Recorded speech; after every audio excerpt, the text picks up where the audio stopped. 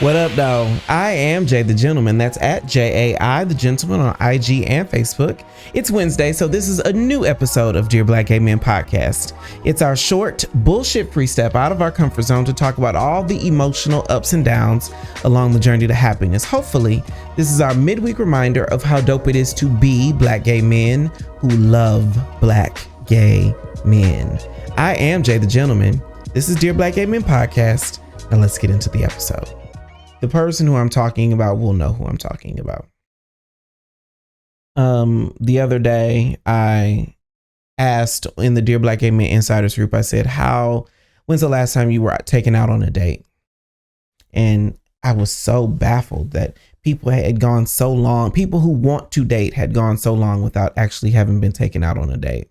So my follow-up in the comments was, well, when's the last time you asked somebody out on a date? And all those same people were like, never. Why? I noticed that we all have a critique about the dating environment that we exist in. But everyone who has, not everyone, but a lot of people who have the critique say that, dating in Atlanta is trash. Dating in DC is trash. Dating in Charlotte, dating in Dallas and Houston and New Orleans, wherever you're listening from, a lot of people will say that dating in insert city is trash. A lot of those same people I've noticed have never asked somebody on a date or haven't done so recently because several reasons. For me, I hadn't asked someone out on a date in a long time because after so many failed attempts, I realized I was tired.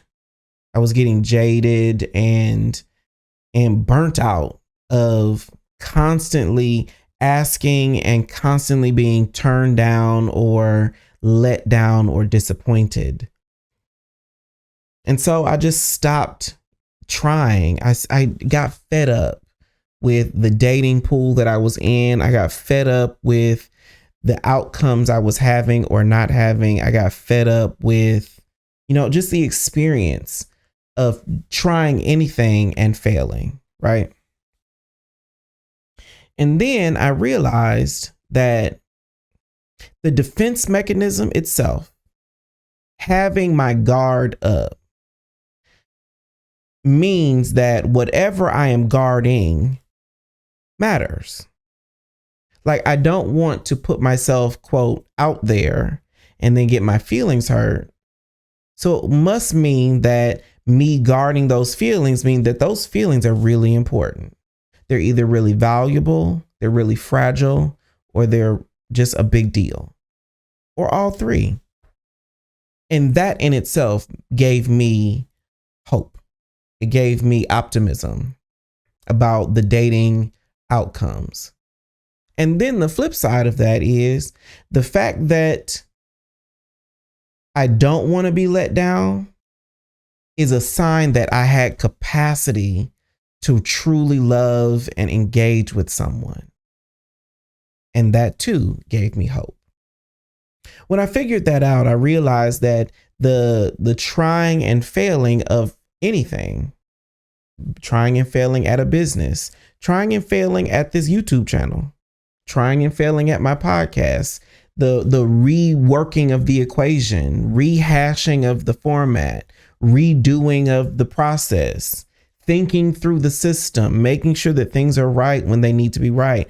That is the process of becoming successful at anything.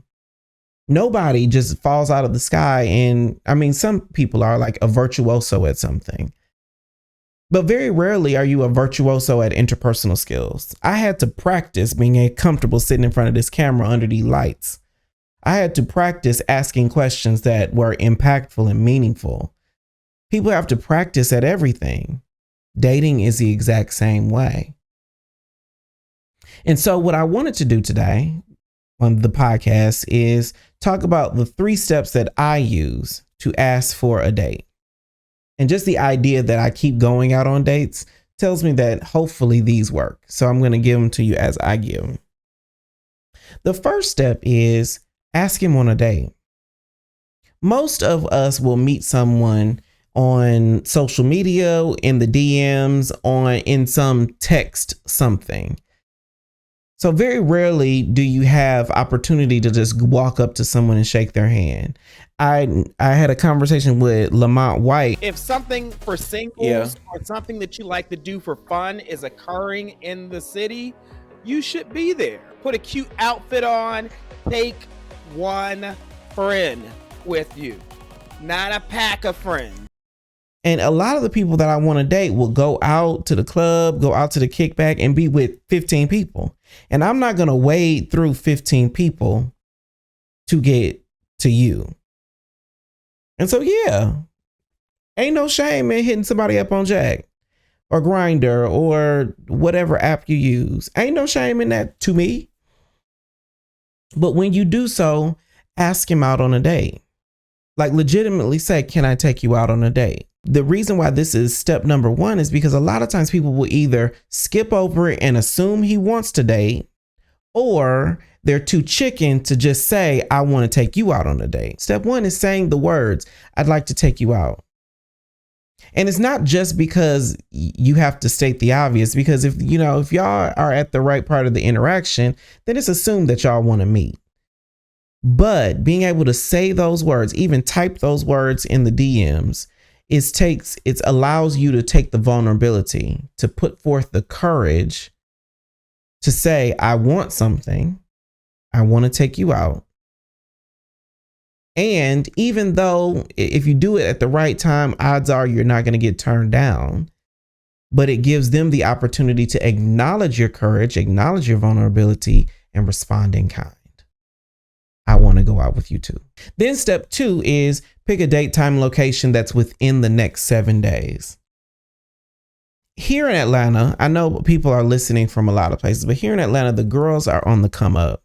They believe that their schedule is so packed, so busy that they'll be like, it's May something. And they like, how are you on June 15th? I don't know. If your schedule is set up to where you can't commit to a date in the next 7 days, you shouldn't be dating. And more importantly, if your schedule is set up to where you can't put forth the effort to make space for this man in the next 7 days, you really shouldn't be dating.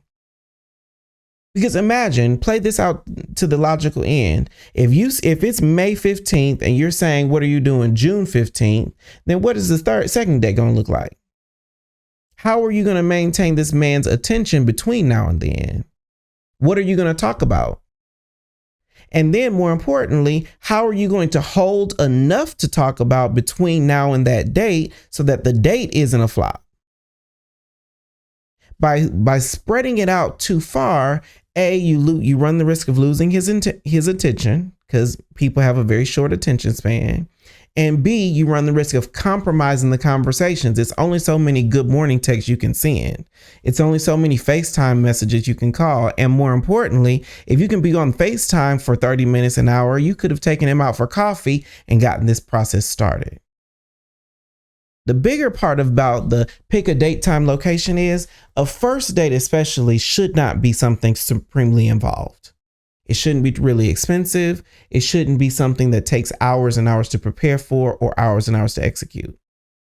A good first date is a coffee, a meal, a cocktail, and go home afterwards. A good first date needs to pique their interest enough to want to see you again. I was talking to somebody and they said they spent a lot of money on a first, second, or third date, and then the dating situation flopped. Of course it did. You put too much into it early. First date, keep it simple and make sure you can plan it within the next 7 days. If you really intentional, you plan it within the next 3. The best dates that I have had is, what are you doing in an hour? Meet me for a coffee, meet me for a cocktail, meet me for such and such, and meet me just you and I. Step 1 is ask him on a date. Step 2 is pick the date, time, and location within the next 7 days. And then step 3 is confirm with a phone call. A lot of our correspondence happens via text message. And even in a good way, a lot of intention can be misinterpreted via text message. When you are asking someone on a date and you want to show them that you mean business, confirm it with a phone call. Pick up the phone, dial their number, and if they really are intentional, they will answer the first time. Now, don't call at 3:00 on a Tuesday, because odds are if he's worth a damn in the dating world, he's probably at work. Odds are he's not going to answer a brand new phone number, because he ain't going to save your number based off of some jet conversation. So give grace.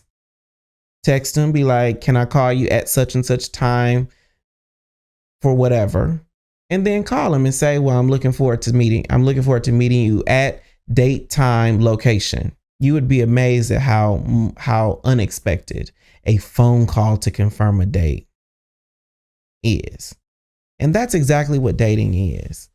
You want to catch them off guard in a good way. But I think the bigger lesson in all of that, in the 3 steps, first is ask him out on a date. Second, pick a date, time, and location within the next 7 days. And 3, confirm with a phone call. Obviously, if there's a step 4, then it's have the date. But I think the bigger lesson in the whole process is we have to rethink whose responsibility is to ask someone out on a date. There is a camp of people that believe that we need to wait to have sex. And I agree, sex at the wrong time in a dating situation, in any situation, sex prematurely is going to ruin the vibe. It's going to compromise how we see each other. If the sex is great, then it might create feelings that don't need to be there. If the sex is trash, then it's going to undermine feelings that could have been there in the first place. So sex at the wrong time compromises things. If, for instance, we are going to wait to have sex, even if you just wait till at the end of the first date, that means during that first date, we just 2 niggas. We 2 men. So you can ask me out just the same as I'm asking you out. It doesn't matter who's the top and who's the bottom. It doesn't matter who's masculine, who's feminine. It doesn't matter who is tall and short. It doesn't matter who's dominant or submissive. It doesn't matter what position or expression or archetype you are. Up until we start getting ready for fuck, we are just 2 men. But I think that a lot of us have this very submissive energy, thinking that he is supposed to ask me out. He, whomever he is supposed to ask me out. I was in a situation where somebody sent me a message. Somebody messaged me on Jack'd and expected me to ask them out. I didn't talk to you. I ain't sliding your DMs. You have a responsibility. If you want to move this thing to the next level, at some point you got a responsibility to the circumstance. Now, eventually, of course, I'm not going to say that's the standard of our relationship, but someone has to take the first step. And if you are in position to critique someone on not taking the first step, then that means you probably were in the position to have taken the first step in the first place. If you can look at a situation and be like, this needs to be different, then you probably should be the one to say, let me make it different. I can't imagine how many dates our people, my kinsmen, have missed out on because they didn't think it was their responsibility to make a move. But the beauty of a gay relationship, the beauty of 2 men or women, but dear Black gay men. So the beauty of 2 men that decide to move toward each other is that both of them have the same ability, the same social expectation to move. Both men involved have the ability, the authority to move this thing forward. That's why Black gay relationships are so beautiful. It's because both those people decided, I'm going to take this piece, you take that piece, and we're going to move this whole machine forward. But a lot of us fall apart in the dating process because we put too much stock, too much expectation on the other person and not enough expectation on ourselves. At some point, all of us need to be able to say, if I want to be in a relationship, I need to make the decision. I need to align my actions with that decision, and I need to move toward that relationship. Sometimes that's putting your big girl panties on and asking that man out. Yes, it will take some courage. Yes, it takes some vulnerability. Yes, it might be trash. Yes, it might flop, but it could be amazing. It could be utterly amazing. So why not just give it a try?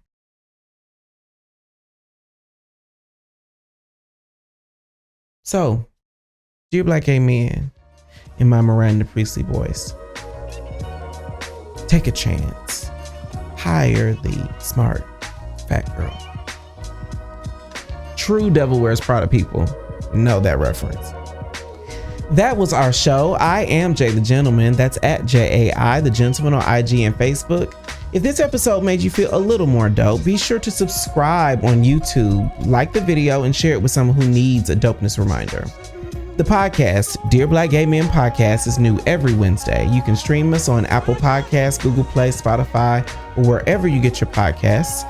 And we're live on YouTube for Dear Black Gay Men live every Thursday at 9 p.m. Eastern. So follow at Dear Black Gay Men on socials so you never miss a thing.